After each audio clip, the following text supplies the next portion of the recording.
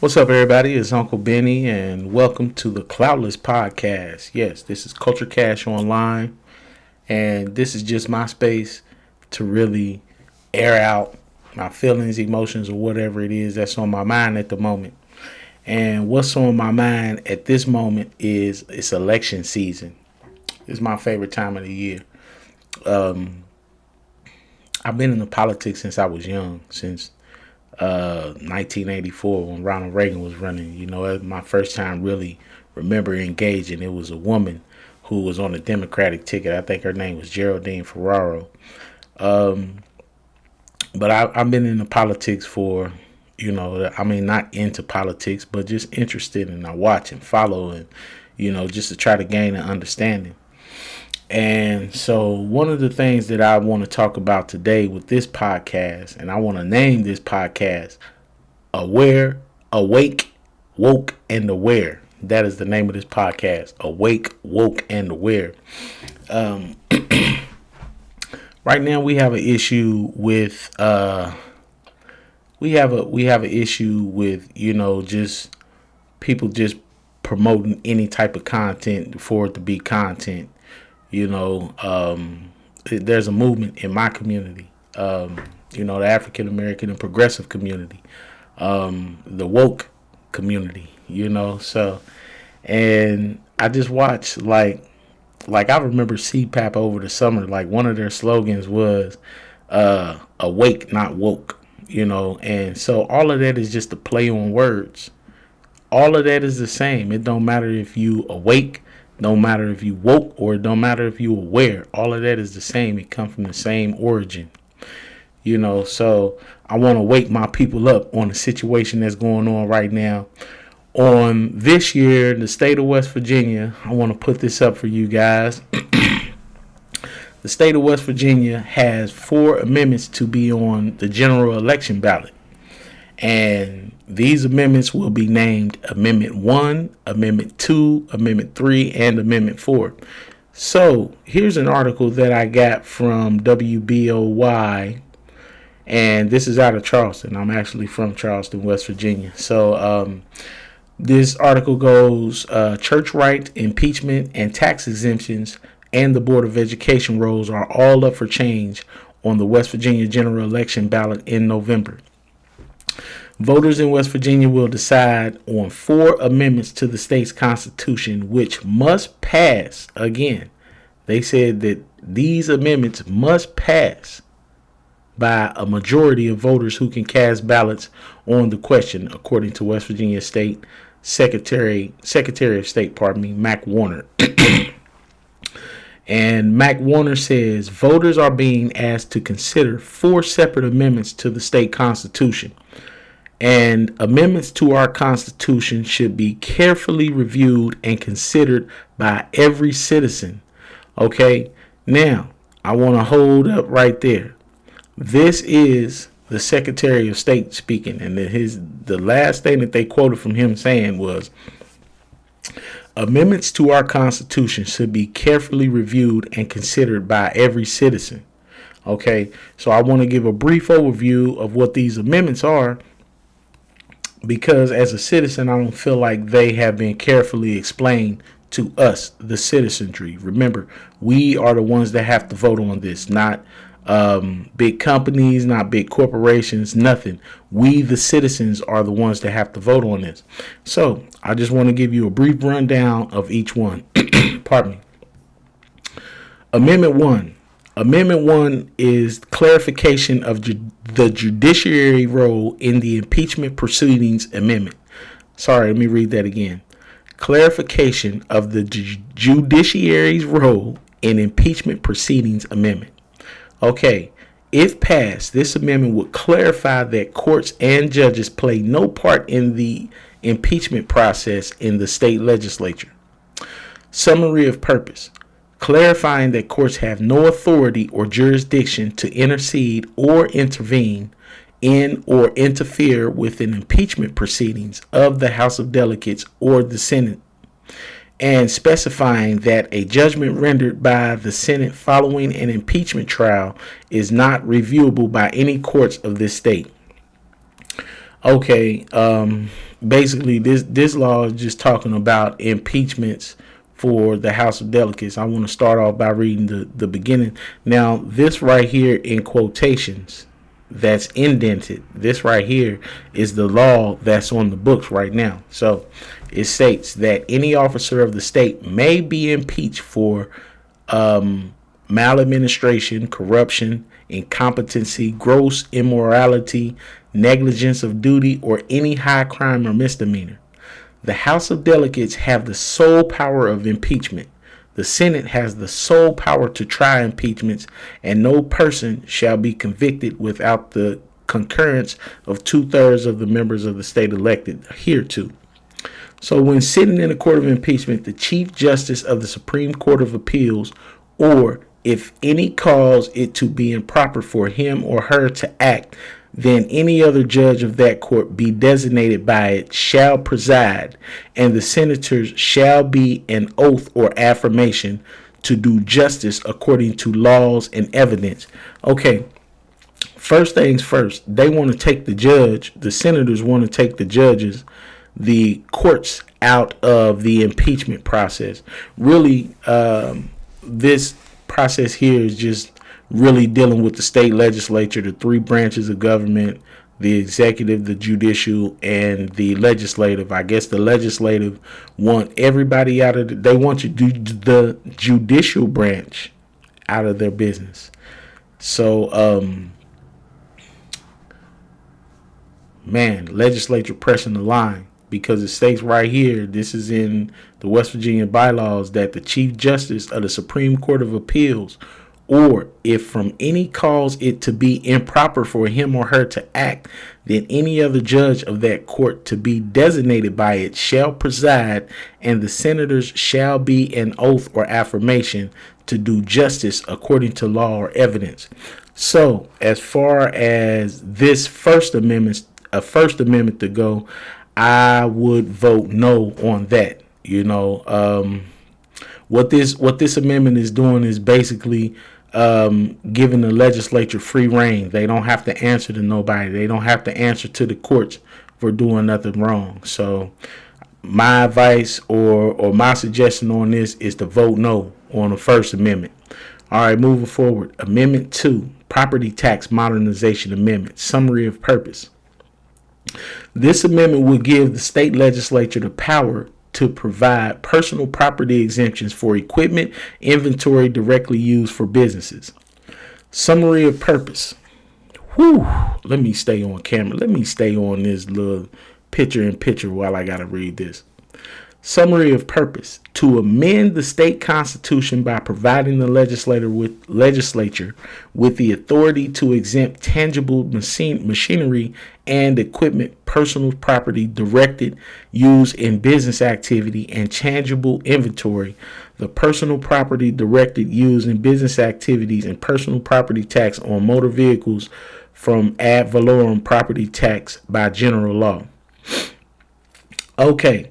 Subject to the exemption in this section contain, taxation shall be equal and uniform throughout the state, and all property, both real and personal, shall be taxed in proportion to its value to be ascertained as directed by law. So what this is basically saying is, what the amendment is doing, the amendment is asking for us, the citizens, to give the legislature the right and the power not to make businesses pay taxes.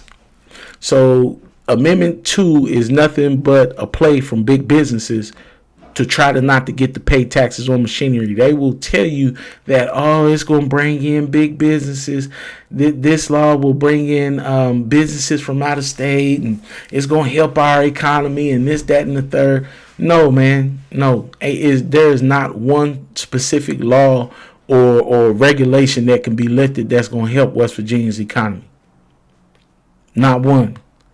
This economy is messed up from the ground up. It stinks, and it's not a working economy, and businesses don't want to come here for a reason. So they trying to get us to release for the legislature to make them tax exempt on their machinery and stuff. Well, as a citizen of this state, don't you have to pay taxes on your car? Don't you have to get your car registered and pay taxes on it every year? Why should big businesses be exempt from that? Why are we making them exempt from having to pay into what everyone else of us as citizens have to pay into? So on Amendment 2, it is a definite no-go. Don't let nobody sweet talk you about giving the legislature more power. That's all this bill is doing right here. It's just basically giving the legislature more power.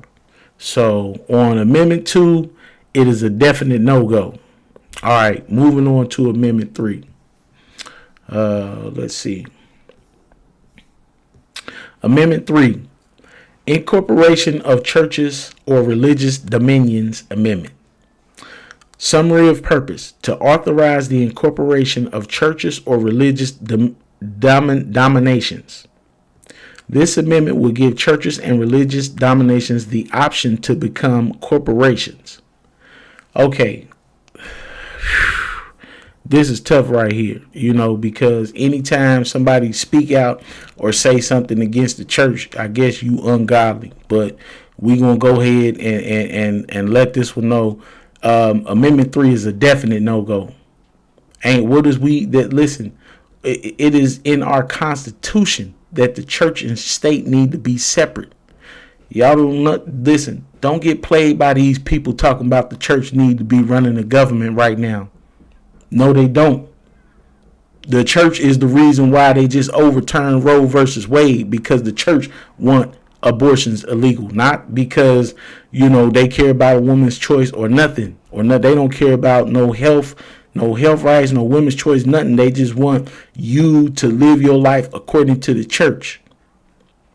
And it has been a push for the last 10-15 years. I remember it, at least since President Obama was in office, for the government to give the church more resources, latitude, and everything, all of that. So, but from what I'm seeing, what it's doing is stifling free thought.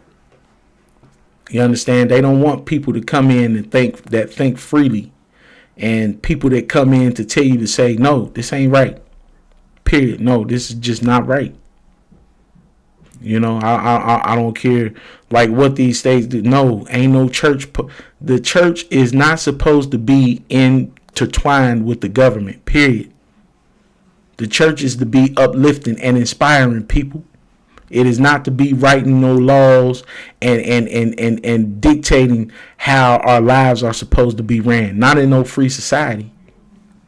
Not in no free society. So, Amendment 3, again, is a definite no-go. No. We vote no on Amendment 3. Churches don't need to be no corporations. They are already tax exempt. They already get enough resources. What else you want? How far you want the church to be intertwined with the government? It's a reason the founding fathers, this is the original people who wrote the Constitution, whether you like it or not, said no, there's supposed to be a separation of church and state for a reason. Because we see this coming. Like it is as if we're not supposed to learn from history, from the dark ages, and how Europe went through all of that because of the Roman Catholic Church wanting to dictate everything they do. Then people got into an age of enlightenment, like, hold up, wait a minute. What is we doing around here pecking chickens, giving all our money to the church? So again, Amendment 3, no, we're not doing that. We're not giving no more power and influence to no churches, brother, because and this is my personal experience with the church, and I got pastors that I'm cool with, and they've been there for me and everything. But the church as a whole, they don't work for everybody within the community, brother. You don't work for niggas who done had their foot on their neck. You understand? If a brother ain't coming in and want us to pray to your God and do things the way that you do it, then no, we can't reap no benefits. But you getting benefits that's supposed to benefit certain citizens. So yeah, no, I don't believe the church and the state need to be mixed whatsoever. Matter of fact, I don't believe that the church need to be the only one that's nonprofit and being able to get benefits, all the benefits funneled to them. For what? They don't honor and accept free thought. They haven't been at the forefront of helping us on the forefront of fighting this prohibition on marijuana with us. Why is we supposed to give them latitude and leeway in what the decisions are going to be if they ain't been here helping us in this fight? So just when it comes to government resources and the church, I am all the way against that. I don't want people to think that I'm just against churches. I am against the government and the church being intertwined in any way. It may be beneficial at some points, but it has no use to us as citizens, brother. It is not. The church is supposed to be spreading the word of Jesus Christ, period. Now, we appreciate y'all for getting off into donating food and keeping the food pantries going and all of that other stuff, but y'all don't want to talk about the suppression that you provide. You don't want to talk about keeping people's voice out of the arena who need to be in the arena to fix these problems that we got. Everything is supposed to be fixed by the church, and the church ain't fixing the problems that we have. A lot of times in my neighborhood, it was organizations that, I'm not going to say a lot of times because it's a lot of good church organizations, but there's certain ones. It's just like brothers out on the streets, just like niggas. If you get one bad apple, it's going to spoil the bunch. So, I know one bad church that's fucking up everybody's money, that's playing with our money. Talking about playing with the church's money, they playing with our money. And so they just gave a bad taste in my mouth for all of them, and that ain't to say nothing against the pastors that I mess with, because like I said, they've been with me and they've been rocking. But no, I don't believe the church and the government need to be in. That's it. Moving on to Amendment 4. Okay. Amendment 4. Let's see. Education Accountability Amendment. Summary of purpose. The purpose of this amendment is to clarify that the rules and procedures promulgated by the State Board of Education are subject to legislative review, approval, amendment, or rejection. Let me read that again, because I'm in here in school with these kids. The purpose of this amendment is to clarify the rules and policies promulgated by the State Board of Education and are subjected to legislative review, approval, amendment, or rejection. This means that any rules created by the West Virginia Board of Education could be overruled or changed by the state legislature. Now, wait a minute. Let me help y'all understand something. First and foremost, the state school board has to go to the legislature to get their rules and stuff approved off the rip. So why do we need the legislature having the ability to overturn stuff that they have to go to them to get approved already? Why do y'all feel like y'all need so much power? No. This change in education is not going to work. No, y'all do not be, and I'm going to explain to you why. Because I'm right down here in the schools giving inspiration to these kids, bro. You people at the top in the state legislature, y'all feel like y'all too good. You don't know. You have a top-down approach, and that doesn't work when it comes to education. Okay, again, top-down approaches does not work when it comes to education. You have to include the voices of the students, the teachers, everybody else. It is a reason why the school board has unilateral discretion to do whatever it is in their benefit, in the benefit of the students of the school. Why do we need to include the legislature in that when they already included in it? How much more power y'all want? So again, on on this legislation right here, No. Amendment 2, no, we're not doing it. We're not doing it. So on all of these, I want to go back to, hold on one second. I want to go back to, just all of these amendments, all of them. All of them just benefited like big corporations, churches, and the legislature. Powerful people already. So what these amendments is asking you to do is to willingly turn over whatever power you have through your vote and give it to the legislature and allow them to be able to determine and dictate the way that they want to. Forget what you just voted for. Forget your vote and everything. Let us handle it. Let us dictate it. No, y'all got enough power. Y'all don't need no more power. You don't need the power to dictate and write in the laws that businesses don't need to pay property taxes. Yes, the hell they do. They need to pay taxes.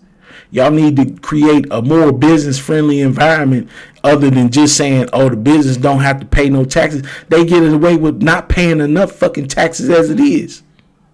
How about putting a minimum tax on the businesses? See if you draw somebody that way. Tell them, hey, we're going to give you a minimum 10% tax, 8.5% tax, but you're going to have to kick into this economy. We can't just take this money up out of the schools and out of the roads and all this other shit to give y'all a fucking tax break when y'all got enough fucking tax breaks. No, we're not doing that.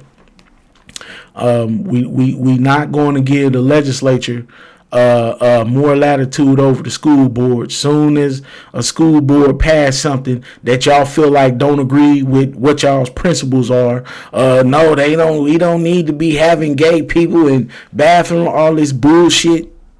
Come on, man. Because that's all it really is bullshit. No, y'all don't need no more power. So, that's my premise for this live, man. I just wanted to get on here and talk to my people, my fellow West Virginians, about what they have coming up in front of us, because this is something that all of us is going to have to vote on. Everybody. This ain't just one of your city council members or something. This is something that affects everybody. This affects the whole of West Virginia. And again, it not only just affects us, but it only benefits the people who we writing the laws for. There is no tangible benefit for no citizen written into none of these amendments. So why the fuck we supposed to be voting for them? So again, man, that's this podcast for today, man. I just wanted to get up on here and talk to my people about what we got in store for us. Y'all have to be awake, active, and aware. Awake, woke, and aware. It don't matter how I don't do politics. I ain't doing the lefties, the liberals, the Republicans, Democrats. I got people that I fuck with on all sides. And matter of fact, I vote. I am an active voter. You can check my voting record. I go in the booth on my own. So it don't matter what the fuck I tell you, or if I'm gonna help you promote or what the hell ever. Everybody got to go in the voting booth on their own. You understand? My main point and main objective is to enlighten my people. And the enlightenment that we drawn from today is that amendments 1, 2, 3, and 4, each and every last one of them, only benefits big corporation, the legislature, and churches. They don't benefit us, the people, and we having to vote for them. So that shit don't make no sense. And y'all gonna have to start making some sense out of this bullshit y'all trying to run on us around here. So, again, to my people, I will tell you as many ways and however I can say it. Vote no on Amendment 1, 2, 3, and 4. And this has been the CLOUT'less podcast. Thank you for joining us on Culture Cash Online. Stay tuned. I'm going to keep the content rolling. I want y'all to like, share, and subscribe our page. It's just we just all about promoting a progressive movement in a postmodern culture. A lot of this shit that's going on right about now, we passed it. We moving forward. And y'all can either stay stuck on stupid or you can move forward with us. But one thing we not gonna do is continue falling for this bullshit that y'all trying to pull over our eyes. It's done, it's over with. So y'all either get with the program or get lost. You know what I'm saying? And in the words of my homie Yuck, y'all better wake the fuck up. So again, I'm Uncle Benny, man. Thank y'all for joining the CLOUT'less podcast, and come back and check with us on Culture Cash Online. I'll let y'all later. Peace.